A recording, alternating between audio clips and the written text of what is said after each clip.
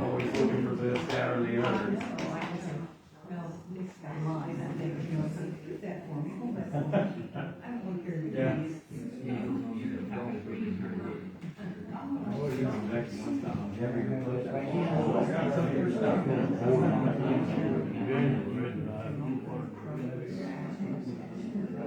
Have a replacement.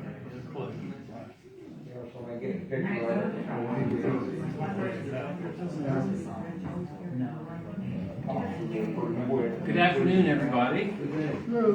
Thanks for coming up this afternoon. It's a beautiful early summer, spring day. We've been in this location since 1902. On April 25th, this property was conveyed to the Henry County Historical Society. In the early days, the meetings were all day. They started about 9 o'clock in the morning. Everyone was told to bring a well-filled picnic basket and not to park the horse and buggy on the lawn. So I don't think we have that problem today. But again, welcome. We really appreciate everyone coming today.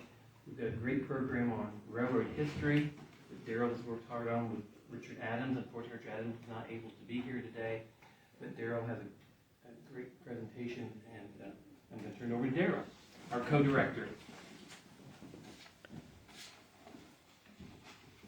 Thank you, Richard. I think the General would be really pleased to see everybody here today as we carry on the great tradition of the Henry County Historical Society. We're the oldest continuously operating historical society and museum in the state, and we're really proud of that. And we invite you to get involved if you would like. We appreciate you being here today. There's such a history with railroads in Henry County. This has been a fascinating thing to research. The history of the railroad in Indiana began in earnest in 1838 when the first steam train carrying Governor David Wallace, legislators, and other dignitaries went on an 8-mile-per-hour, 15-mile inspection trip in the Madison area. In 1932, the Indiana legislature had charted 8 possible railroad lines. It's no exaggeration to say building Indiana's first railroad was an uphill battle. From near the Ohio River in Madison, the track rose over 400 feet in just over a mile, the steepest track in the country. In 1841, no engine was strong enough to make the climb, so horses pulled the cars up the incline for 27 years until one of the world's most powerful locomotives, the Reuben Wells, was built. I don't think I would have wanted to ride that first train. Newcastle's railroad fortunes started here. Martin L. Bundy was among those who began discussions about Newcastle's first railroad in the Murphy Building. And everybody knows where the Murphy Building is. We pass it on a daily basis. It's at the corner of Broad and Main. And so next time you drive by there, think about that building and the discussions. That's where the railroads began in Newcastle.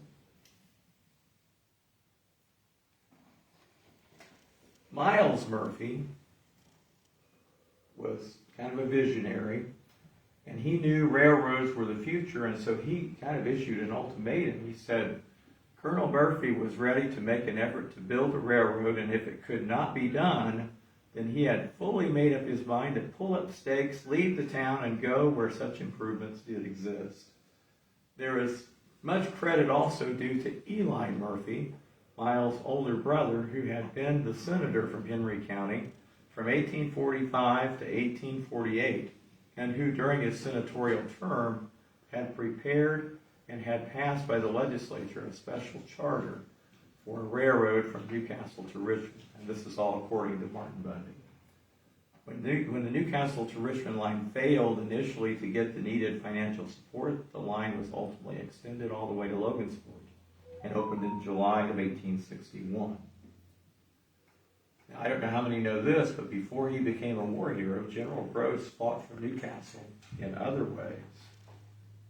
In 1848, when the railroad boom was beginning throughout the Midwest, General William Gross was an active participant in local meetings to bring railroad service to Newcastle, historians wrote.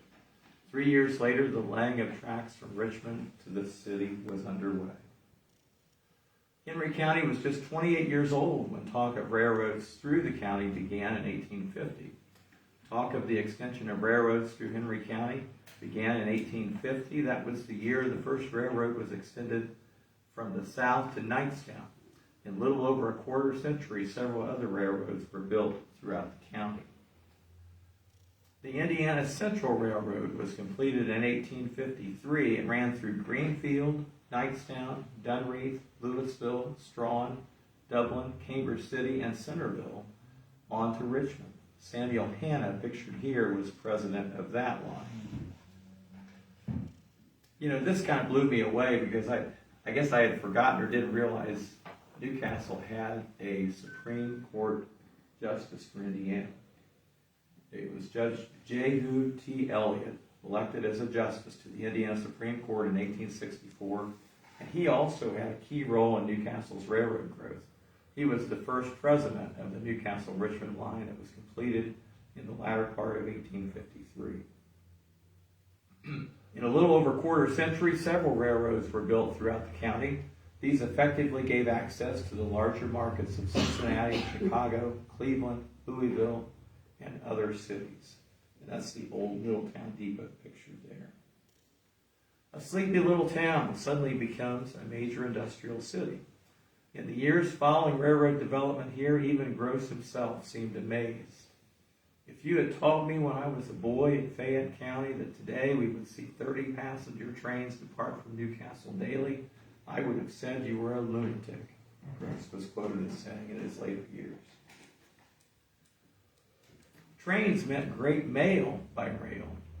Few cities of the state outside of Indianapolis had better mail facilities than Newcastle. With the Big Four, the Pennsylvania, and 2 divisions of the LEW running into the city, there is a direct connection with Chicago, Cincinnati, Indianapolis, St. Louis, and other large cities with fast times in which to get communication in a short period of time.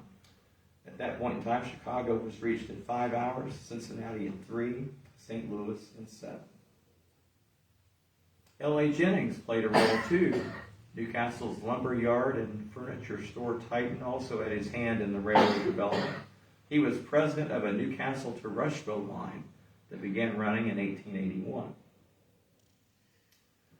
In the 1941 centennial edition of the Courier-Times, it was reported the freight business on Henry County's 4 railroads was the heaviest in years, thanks to the tremendous volume of production on factory and farm. And now you might think about it, in addition to the farm goods, we had Chrysler at that time, which had taken over for Maxwell. They were growing great guns. We had the Hoosier Kitchen Cabinet people. We had Roses. We had lots and lots of things to ship. That edition reported 6 or 7 freight trains from 70 to 125 cars apiece are passing each way through Newcastle daily. In addition, there are 3 Pennsylvania passenger trains daily each way through the city. Can you imagine getting on a passenger train in Newcastle? How wonderful would that be today? Passenger service on the Newcastle division of the Nickel Plate was suspended about 1931, but lines from here at Connorsville and Rushville to Muncie remained busy with freight business. And these pictures show the Big Four station at the corner of 9th and New York Avenue, and also at the bottom, the Pennsylvania station on South 18th Street. Are they still here? I don't think so.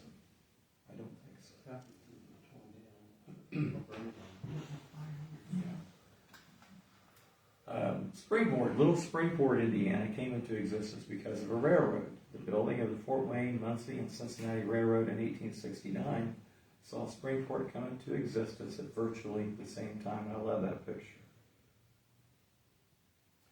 Railroads became a major news source. And now I tried to get this the best I could, but those are reporters standing waiting for the train arrival. As the railroads were built in the county in the 1850s, citizens were able to get national news from the newspapers of the metropolitan cities of the East. This photo, published in the 1941 centennial edition of the Courier-Times, shows newspaper reporters waiting for a train arrival. In the old days, reporters were known to meet every train seeking news from passengers. And pictured here at the old Union Station are Guy Albertson, Paul Brown, Craig William Bunch, and Milton Well. And gosh, if I could go back in time, that'd be kind of cool as a journalist to wait for the train and see what you could find out, get the big scoop. Being a Moreland native, I love this story. A railroad moved Moreland. Original plans for a town to be named Leonard had it located at 5 points along what is now Wilbur Wright Road, heading toward Bluntsville. But when plans for the Big Four Railroad changed, suddenly the new town was to be located on Miles Moore's land, a few miles down Wilbur Wright Road. When it was learned that Leonard had already been taken as a post office name, the town became known as Moreland in honor of the Civil War veteran and landowner. It was platted in August of 1882, about the same time construction of the railroad began. And I didn't know this until recently. He was a Civil War veteran. The guy Moreland was named after, Civil War veteran. Miles Marshall Moore enlisted in Company C, 32nd Indiana Infantry in the Civil War and participated in the battles of Perryville, Kentucky, Stone River, Tennessee, where they were under fire for 9 days, and Chickamauga. From there, his regiment fell back to Chattanooga, where they remained till early winter. In the spring, the division was assigned to the command of General Hooker and took part in the Battle of Lookout Mountain, assisted General Sherman at Mission Ridge and the Battle of White Oak Ridge.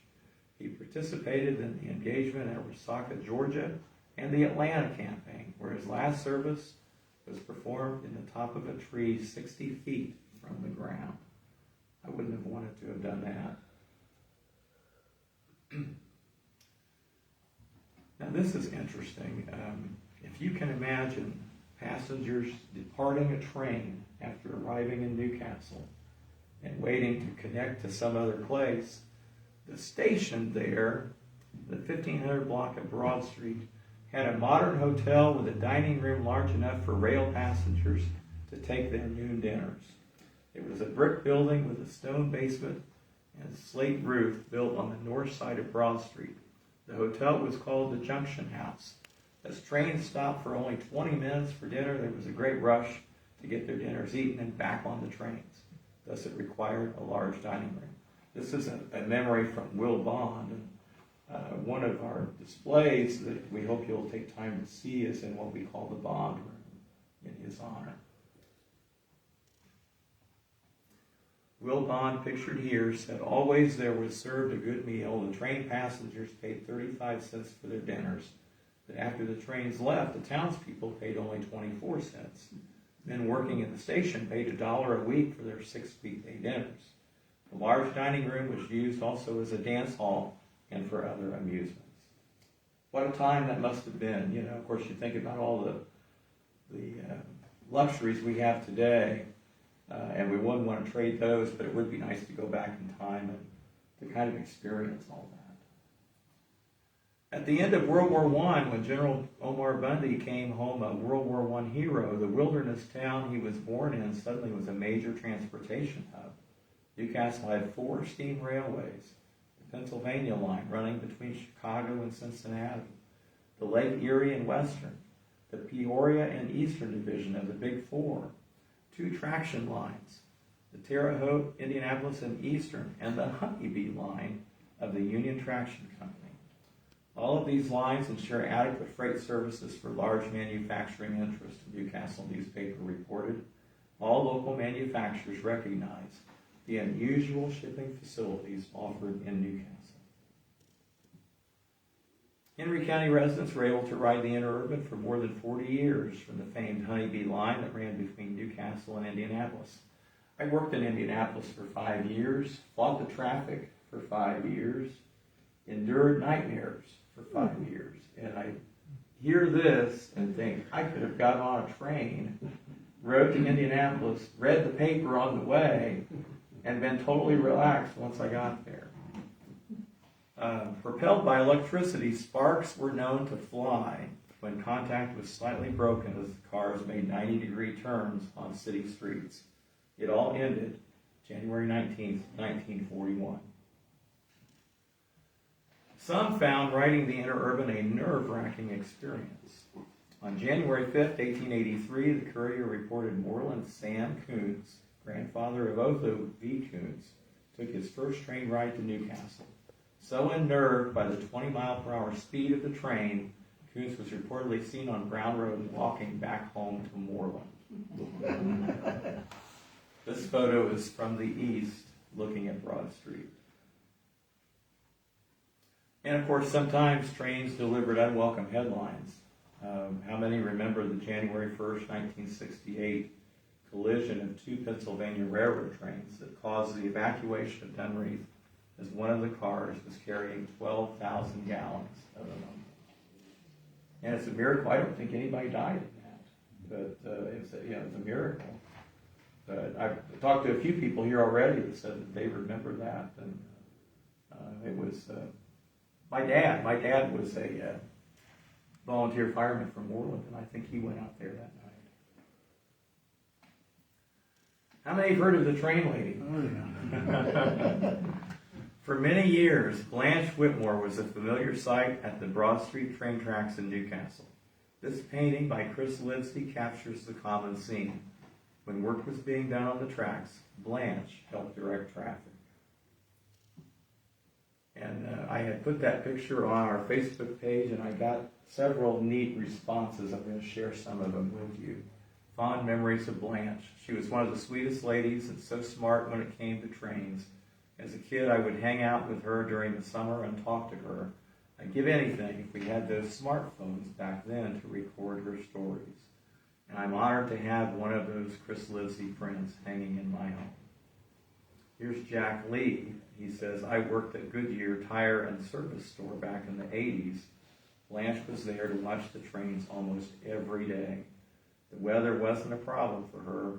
We got to know her pretty well. She told me of how she was at the state hospital and she could hear the trains, but she couldn't see them. But when she was released from the hospital, she could come see them. She called them her darlings.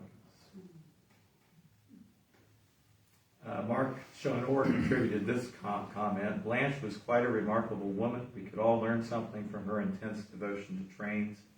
Whenever I delivered mail downtown, I'd often catch sight of her, always waving with a bright smile. People like Blanche, with their unwavering passion, never fail to capture my admiration. They become a part of Newcastle's character. She just waved her little heart out. This is a great memory. I love the nostalgic love and memory of Miss Blanche behind this artwork. I remember her well. I wish there was also a depiction of her in her knee-high stockings, long shorts, and tennis shoes. Anybody remember her wearing that? I don't, but apparently she did. I was just a kid, but I loved that she rocked her own style. She would get so happy and just wave her little heart out when those trains would get closer and eventually go by. She was a community staple, no doubt, and is still greatly missed. Train Lady's true story. There has always been some debate about Blanche and her fascination with trains. One even suggested her sweetheart had gone away and she was anxiously waiting at the train tracks for his return. Newcastle historian Doug Major said, however, the true story is that she as a child was always fascinated by trains.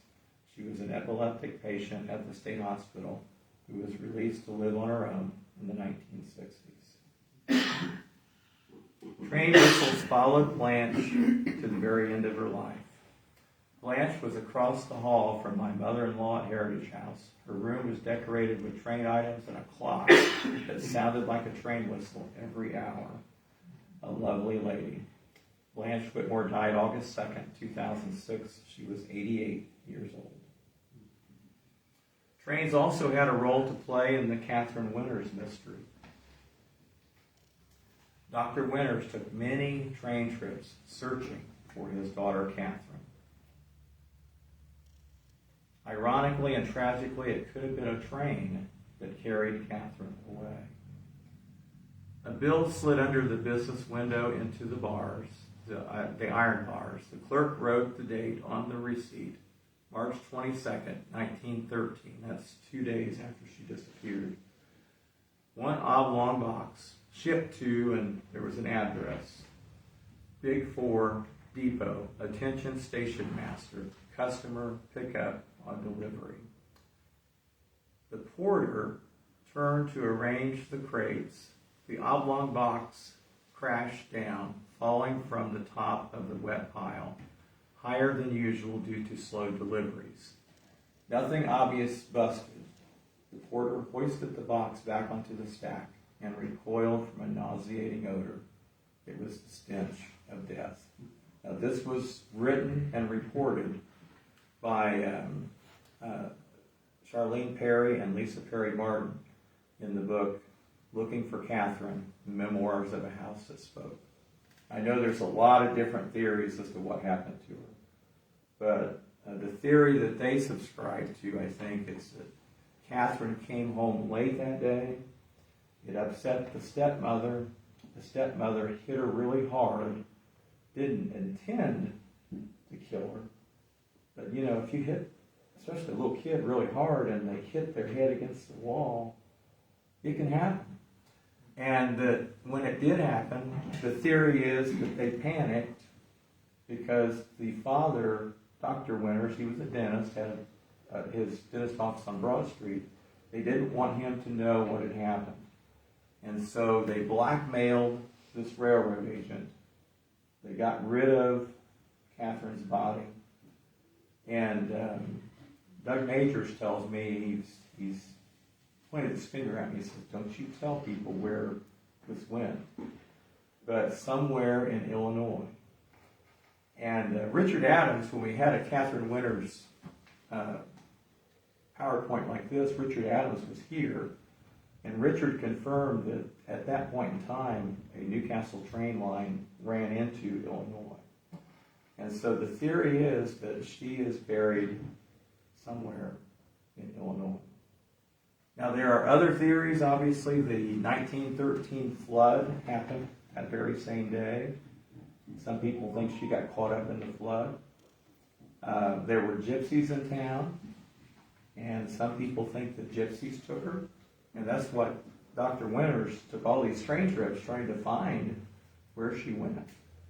And then Dr. Donnie Hamilton, who's done a lot of research on this issue, believes that there was a creepy outsider that was kind of stalking young girls, and that he took her. So you can take your choice, but this is what they came up with. We have that book here, by the way, if you want to stop by our gift shop. Rails to trails at Honey Creek. You know, the railroads, a lot of them are gone, but the paths that line those railroads are now used as trails. In Honey Creek, first known as Warnock Station, the Chicago and Great Eastern Railroad provided growers of early days with a means of reaching markets with their goods. Today the railroad is gone, but the trail is drawing people back to the site, like this Noblesville couple with local ties. And since I took this picture, I was out with Jeff. Jeff Ray, of course, is the trails expert and driving force behind creation of the trails. We went out there. I took this picture before it was paved. That same area now is paved. Trails offer surprise souvenirs of yesteryear. Jeff Ray found this railroad spike along the trail. So if you're walking along the trail, sometimes you see remnants of what the trail used to be. There's a signpost up ahead.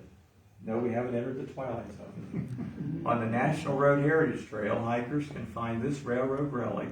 That's a mile marker with the number 53 on it. And so that's kind of cool. If you ever go out on the trail, keep your eyes open because you never know what you're going to find. And of course, a train carried the body of our slain president through Henry County. A train carrying Abraham Lincoln's body came through Henry County April 30th, 1865, and that anniversary date is coming up. This gentleman wonderful writer, Robert Reed, wrote a book called Lincoln's Funeral Train, The Epic Journey from Washington to Springfield. We have copies of those books in our shop. If you want to stop by later and pick one up.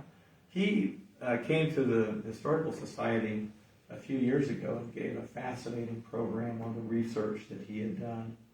And it's just amazing to hear him tell the story about how in the middle of the night, sometimes in the middle of a rain, people would come out as the train came slowly through, and they would be singing hymns and chanting scripture, and the way he phrased it was, as the sound from one community died down, the sound from another community rose up.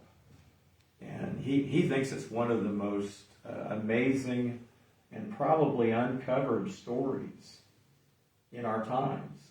The outpouring of grief that people showed and the outpouring of respect for Abraham Lincoln.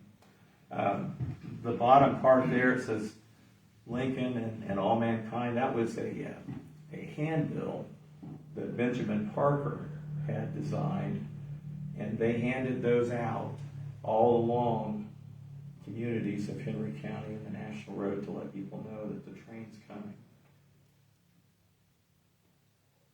Railroad resurgence. Looking at a map of a 140,000 mile long U.S. rail network, you could imagine it as a nation-spanning circulatory system. Its tracks have the branching look of a land-based vascular organ, pumping passengers and needed goods from the central parts of the county and out to its extremities. In 2022, the pace of this system started to resume its natural rhythm. Both freight and passenger rail services have seen substantial increases compared to 2020 as they recover from COVID-19 related shocks. Freight rail service providers moved 12.1 million carloads of goods to the market, and passenger rail providers moved 22.9 million passengers to their destinations around the country last year.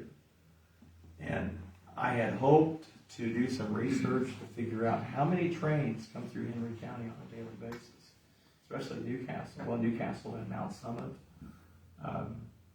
It is very frequent, and it seems to me that it's a 24-hour operation. I don't know that for a fact. I was unable to get that research. But certainly the railroad is alive and well, maybe not in the same way it was for Henry County years ago, but it is still a very viable part of transportation. This presentation, I got to give some credit where credit's due. Herbert Heller's 3-volume Historic Henry County book has a wealth of info on railroad development here. That's him at the top. There's Doug Majors with the late Libby Edwards. And Doug had a lot of railroad photos that I drew from. And the late Mike Bertram, we miss him.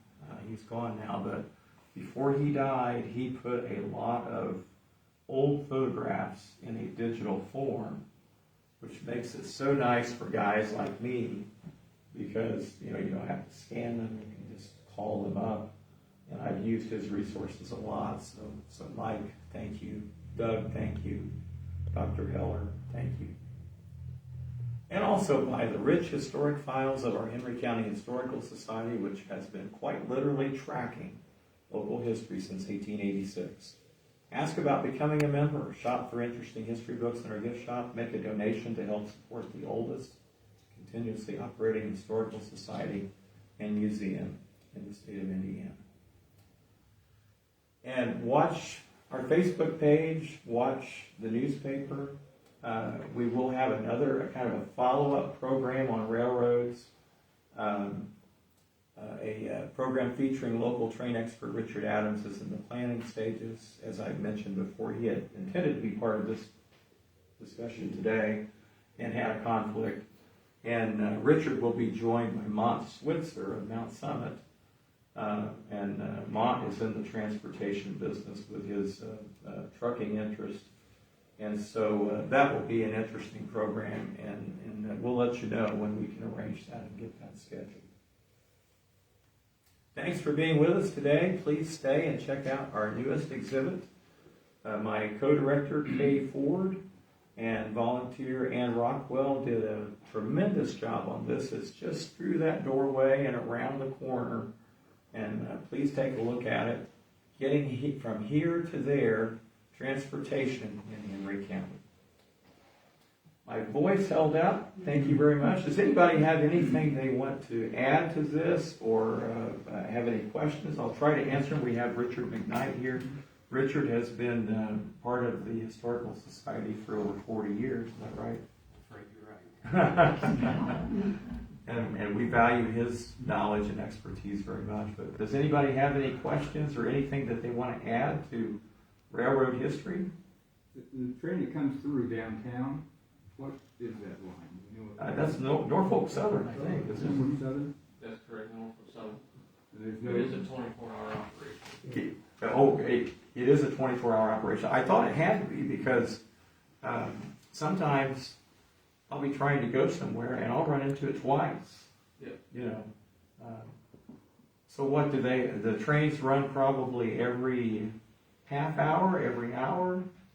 It's not, so there is a train schedule, but it's not set by time per se.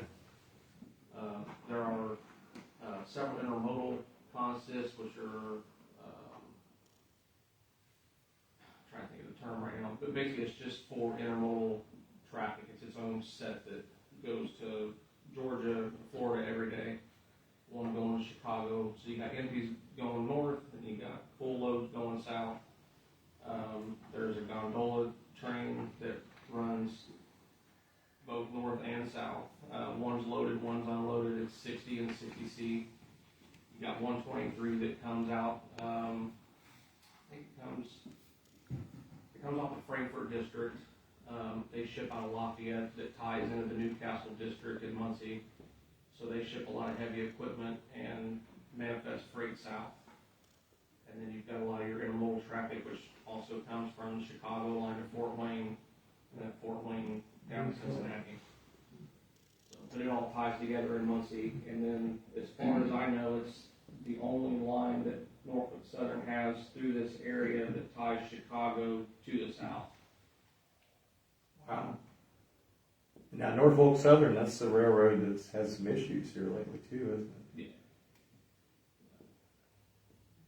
I've always wondered, I'd like to see a video or something, if once the train reaches its destination, how in the world do they unload all that? So a lot of times if you go to the classification yard and they'll have what's called a hump yard, so they'll shove, this was really popular in the earlier years of railroading. You would have a hill that they would shove the train up, and at the top you had a man that would break the train apart, so kind of bring the train to a slow crawl, and as the cars tipped the hill, they'd break it apart. It would roll down a hill, and they had a retarder at the bottom of the hill which would squeeze the wheels to, it would apply enough pressure. It had a little map that calculated how much pressure it took to slow that car weight down, and it would switch it through the yard to different tracks to make up different trains for your locals that would then get taken through your branch lines. So in this case, it would get split in Fort Wayne, it would come down through Newcastle, and it could either go to Cincinnati or it could go down to Rushville, and then all the industries along that line, they would have a local train that would carry fewer cars that would then unload them at each destination where they unload them at that facility. Wow.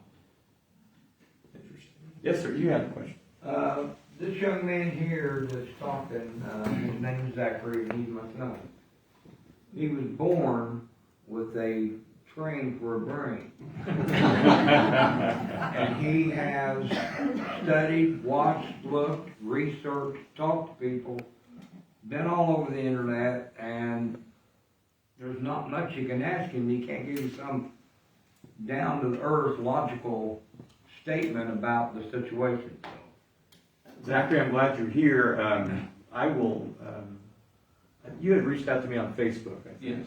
Yeah, that was I will try to keep you posted, maybe get you connected with Richard and Mont. Maybe you can be part of the follow-up presentation. I think that would be great. I really appreciate it. Good, thank you. Is the only passenger transportation between Indianapolis and Chicago now, in Indiana? Yes, That's that's the all only- provided through Amtrak. Cincinnati, Indianapolis, Chicago. So I've they been would on take, that train a lot, going We've to been on Chicago, and back down to Connersville. And, I took my car, to Washington DC and put it on the train and went down to Florida once. So I've been all over that way, and, I've been down to Cincinnati, across the river. When they go across the river, they did change crews on the North Fork and Southern. And, they got a motel there where they change crews, and the engineers can stay overnight there at that motel. So a new crew took it on down towards Chattanooga. But I've been all over Chicago, and, I've even been to Detroit. And I used to travel a lot and film trains all over the place.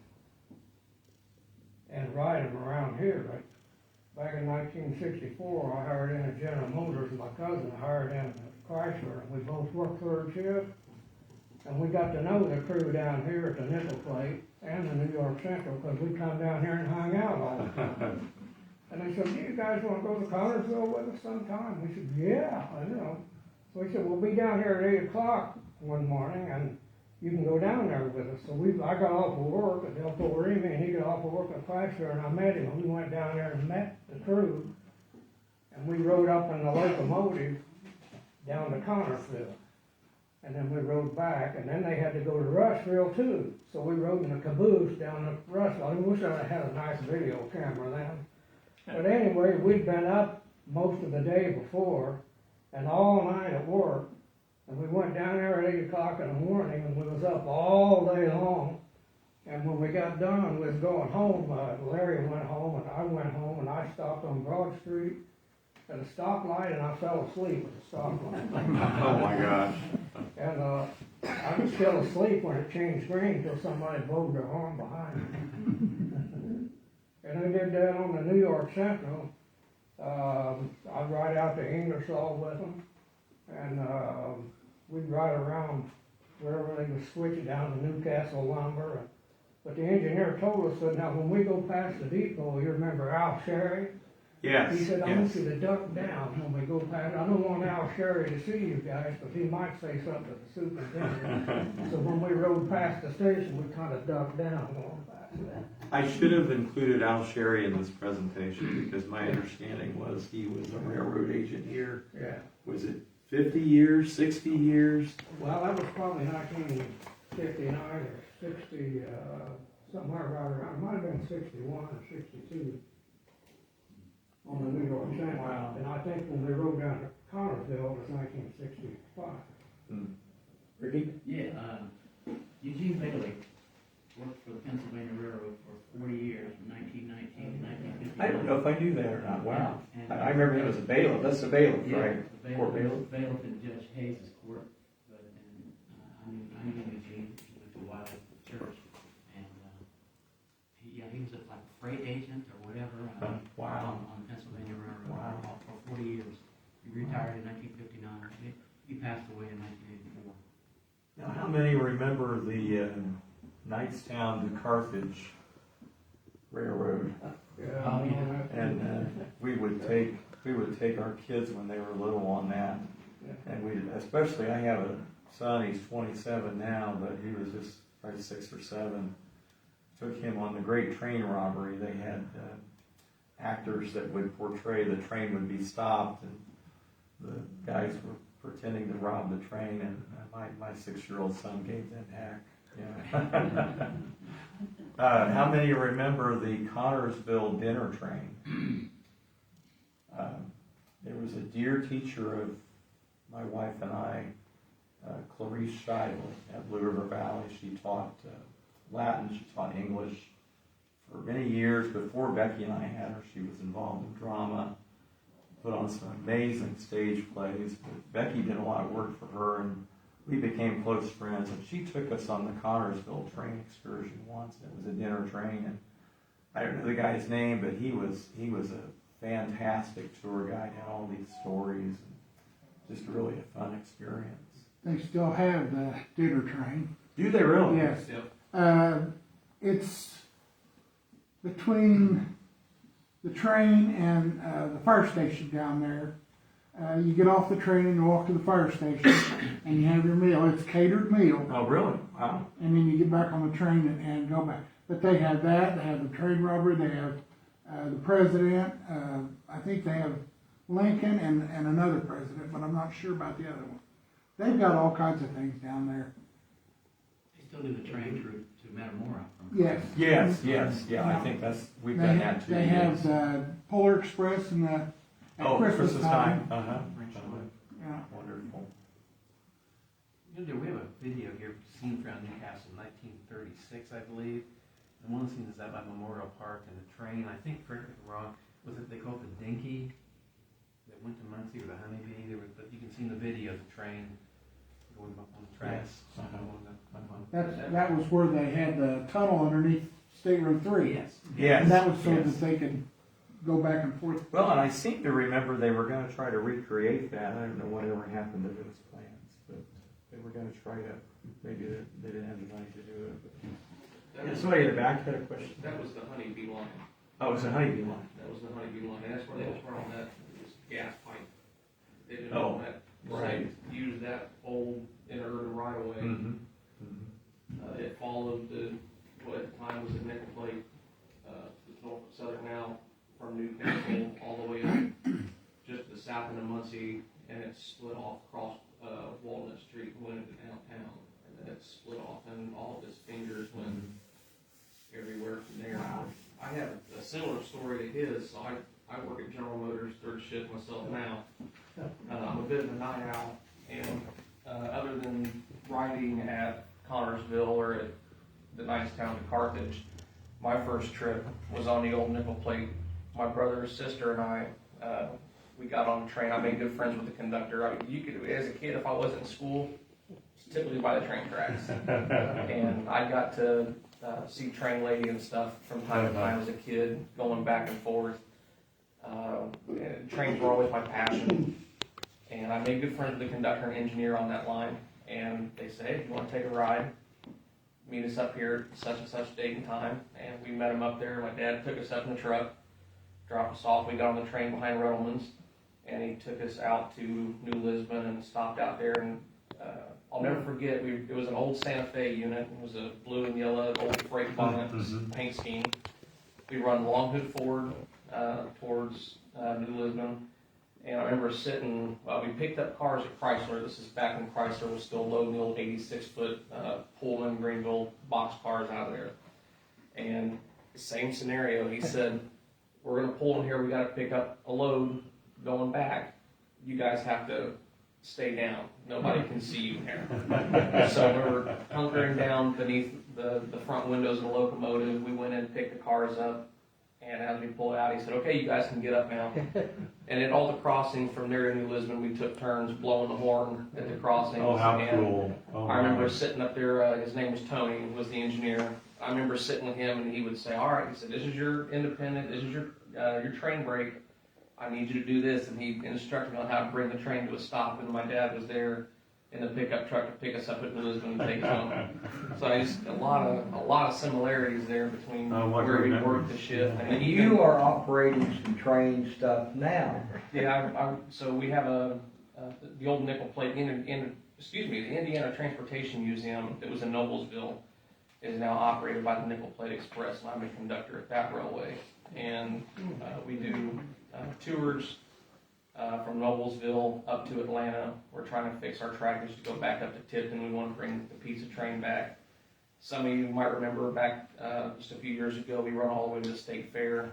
They ripped all that trackage out and they've turned it into a walking path. I have mixed emotions about that because it was a viable line. It was something that we could still use, but you had too many people doing too many different things, and it dealt a crushing blow to that railroad.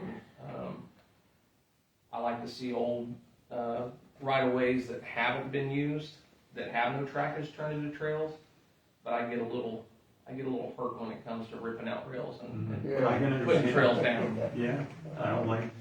So, but yeah, it was just kind of my story on that, and you know how you and I have such a similar I'll talk to story. you after a while. Okay. Darrell, you mentioned the hump sorting yard. if you wanna see one in operation, the one at Avon is visible from the Ronald Reagan Parkway. Oh, is it If you really? go up Wow. over, going north or south, but particularly going south. When you go over Rockville Road, then up a big bridge that goes across Pennsylvania tracks. To the west, they have a giant sorting yard there. There must be 18 or 20 tracks. It's gotta be quite an operation, I would It's think. massive. And they, like you said, they pull them up on the hill and drop them, and then they coast down to the correct, where they rearrange the trains right there. Uh-huh. And it must take up 40 or 50 acres. Wow. Don? But it's very visible from that bridge, you can see the whole layout. Mhm. Trying to follow what all these people are saying, but it sounds like there was still passenger service in the sixties in Newcastle. Mhm. Did they still? Not that I'm aware of. Didn't that end about the 40s? I rode the, are you talking about the interurban or the regular railroad? Yeah, the interurban ended in the early 40s, I rode the Pennsylvania, passenger train from Chicago down here to Newcastle in 1970. Oh, did you? Well, Yeah, so that was about the last one, I think. wow. My grandfather used to work for the Pennsylvania Railroad, and he lived in Logansport. And my mom would go up there and see him, and then ride the train up there, and then ride the train back home. And there was one time we had, Dad had bought a black station wagon. It was a big one, and the guys thought it was a hearse. And they started running up and down the train looking for a casket. And Mom said, "That's just John in the car." Oh my gosh. Well, now, I remember the Nip and Tuck Country Club. The interurban ran fairly close to that, didn't it, Richard? Yes. And that's why the Nip and Tuck Country Club was a place where the movers and shakers met frequently, and it was nothing for a congressman to hop on a train from Washington, come down and have some great fried chicken at Nip and Tuck and solve the problems of the world and get back on the train and go back to Washington. Nobody ever knew he was gone. So yeah, the trains have had such a big impact on Henry County in particular, and obviously the nation as a whole. So. I was just gonna say that the interurban, I've been to New Orleans several times, and I rode the interurban all over New Orleans, and their cars were old. It's probably been about 12 years ago the last time I was there. But they was old cars. They still use them and rebuild them and paint them, and they were just like the ones here in Newcastle. And it was nice to ride on it because I thought, man, this is just the way it was in Newcastle. The same old motor sounds and everything. I really enjoyed it. I was so disappointed. We were planning a trip to Chicago with our kids when they were younger, and we were going to go by rail. And we got there, and they put us on a bus instead. I thought, oh, how disappointing. Yeah. Back when I was a young kid, I had a friend that worked for the railroad, and we'd all pile into the caboose and ride it down toward Rushville. But he'd stop the train there at Baker Pool, and we'd all get off and go swimming. And then he'd blow the whistle when he was coming back through. We'd all scurry over Oh my gosh. and hop back on it and ride back to the armory and get off. Now, Zachary, that brings up the question I have. What happened to the caboose? Why are cabooses not seen anymore? How much time? So, one of the biggest killers of the caboose as we know it was, it's called the end of train device. So the history of the caboose basically lends its credence to, there was a time before the automatic air brake that was created that you had an engineer, you had a fireman, a conductor, and brakeman, and you could have one to however many brakemen on that train. Train length was an issue because before the automatic brake, you had to have more locomotive power to stop the train, the longer it was. You also had brakemen that would ride on top of the rail cars or in the caboose at the time, and the engineer would give a whistle signal to say we're coming to a stop, and these brakemen would run along the tops of the rail cars and turn the handbrakes, and that's how they would bring a train to a stop. Now, if you're familiar with Connorsville at all, if you look at where you, I think it's State Road 1, don't quote me because I could be wrong. When you're coming into downtown Connorsville, where the train ride is there, they got the old B&O bridge that crosses the road. Just to the north side of that bridge, you'll see a post that comes up and it hangs over the tracks, and it has these wire, like they're cables that dangle down. That was the telltale. So in those days, the men running across the tops of the cars would see the telltale, or it would be just enough that it would catch your attention when you run underneath of them to say, hey, there's a low obstacle coming, you got to get between the cars or lay down. That's what those were for. That's where the telltale sign came from. Wow. If you've heard that analogy. Yeah. So it was a very dangerous job, and they said you could tell how good or how long a brakeman or a conductor had been on the job by how many fingers they had. They'd miss them a lot. People would fall off the rail cars, and you could just imagine in terrible weather conditions running along the tops of a steel rail car. Not imagine. Back in those days, they didn't have the courtesy, more or less, just to scoot you off the side of the right of way and hire another man. You were really just a number. You provided a service, and if you went down in that service, it was over, and they had no other obligation to you. Through the years, the automatic train brake was invented. That kind of took out a lot of the need for brakemen, because they could stop it through the locomotive. Talk about a smart freighting. Yeah, With a yeah, little Freddie. light on the back of the train, and a Yep. little antenna that sends out a broadcast to the engineer. Yep. Yeah. So Interesting. Yeah. yeah, back in the day, that's where all the paperwork and stuff was done. They watched for journal, a hot box. If a rail car would catch on fire, they had journal bearings instead of roller bearings. And if they didn't get oiled or one failed, it would get hot. It could set a rail car on fire. The conductor could see it from the back of the train. So it was really about safety. But as it came on, they had the invent of the little air generator powered flashing device, the red light. You see the flashes on the back, and it measures the air pressure in the train. It measures the speed. It measures the distance from the front of the locomotive to the back of the train, and then it can adjust and tell everything what the in-train force is. And now today, these trains have essentially autopilot. There's a whole program built into each track. The engineer puts in the length of his train, the weight of the train, the number of locomotives, and all these variables. And you'll see that locomotive in the middle, it's controlled by the locomotive up front by computer. So they can almost pretty much set it and forget it now. Wow. And that was really the killer of the caboose. They didn't need people back there anymore.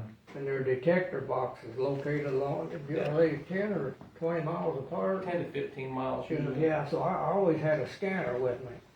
And Well, whenever we, this is kind of a business meeting too, so I'll make a motion that we reestablish the caboose at the end of the train just for ceremonial purposes. I missed that. Just for sentimental reasons. Yeah, for sentimental reasons. I just wanted to say, that's how we knew a train was coming. I was picking up on a scanner, detector box. It would send a broadcast to the engineer that he just went past it. There comes the train, so we get our cameras all ready. That helped us a lot, really. I with bet. that scanner.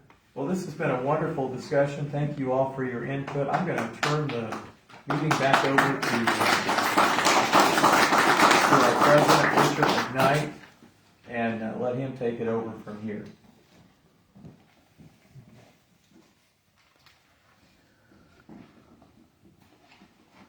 Darrell, thank you so much for the presentation, and love the audience participation, Zachary, and everybody who had some comments and questions. This is really interesting. Thanks to everyone, especially Darrell, who has our Facebook page and research and all the documentation we do that puts a lot of these things permanently in history. So years from now, we'll be able to go back and learn about the railroad history. I'm a kid in a candy store. Absolutely, we can tell. Now starts our business meeting. And I'd like to call on Kathy Rogers to read the minutes from the last annual meeting, so we can approve those.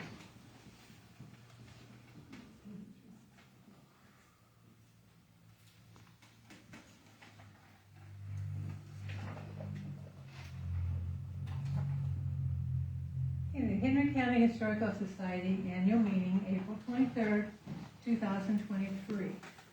The annual meeting was called to order by President Jeannie Ingram at 2:05 p.m. Jean welcomed everyone and introduced the board members in attendance. Richard Basslock, Vicki Graham, Kathy Rogers, Ricky Cotman, Kevin Stonerock, and Richard McKnight, and the co-directors Kay Ford and Darrel Radford. Kay welcomed everyone, and Darrel introduced Donna Cronk, who gave a program on how to organize items accumulated over the years and decide what items to keep and preserve for future generations. Refreshments were served after the presentation. The annual meeting was called to order by President Jean Ingram. The minutes of the 2022 annual meeting were read by Vicki. A motion to approve the minutes as presented was made by Richard Bassloff and seconded by Kevin. Motion carried. Kay mentioned that the 137th annual meeting will be Sunday, April the 28th, 2024, from 2 to 4 p.m. Also that the total eclipse of the moon will be in April 2024, and suggested that people look forward to that. Darrel told the programs he had presented this month, and that he will be presenting a program on Catherine Winters this Thursday, April 27th at 6, and also again at 7 p.m. He also mentioned how much he has enjoyed working as co-worker with Kay. Jean asked Dick if he has heard anything back regarding the duck pointing on the museum office. He has not. Jean asked if anyone had any comments. Jean introduced Scott Frost as the nomination committee. Scott mentioned the following offices that were up for re-election: President Jean Ingram, Vice President Kathy Rogers, Secretary Vicki Graham, Trustee Richard McKnight, and Trustee Ricky Cotman. Scott asked if there were any nominations from the floor. None were offered. The motion to close the nominations was made by David Burns and seconded by Donna Bassloff. The slate as presented was approved, and everyone agreed to serve again. Jean told everyone that we were in need of volunteers. A motion to adjourn the meeting was made by Dick Bassloff and seconded by Kay. Meeting adjourned at 3:36 p.m. Respectfully submitted, Vicki Graham, Secretary. Okay, are there any additions or corrections to the minutes? Yes. Total eclipse of the sun. Oh, I did what I say. Moon. It says moon. Oh, this says moon. Mhm. Okay, it was typed up wrong, but I should have put that. Hey, you did move. This is by Vicki, not me. Okay. Is there a motion to accept minutes? As read. Here, Ricky, is there a second? I'll second Ricky's motion. Okay. Okay, it's been accepted that and passed the minutes. Okay, that's it. Kathy? Yep. Thank you very much. Thank you. Scott Frost did such a great job last year as the chairman of the nominating committee. We asked him to do it again, along with Tom Saunders was on his committee. So Scott, if you'd like to. Okay.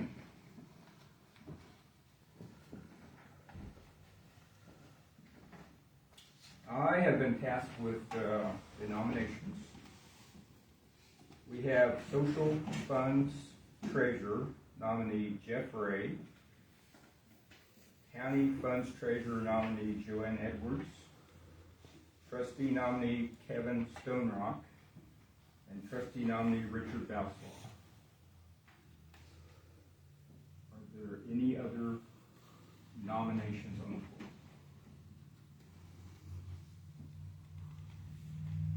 Not seeing any. Can I have a motion to close the nominations at this time? Okay. Have a second on that motion?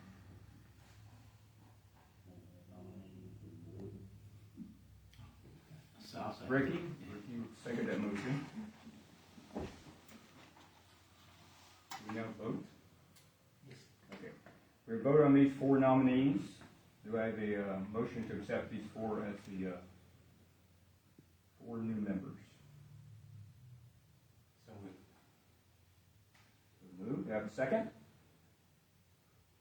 I'll second. Seconds.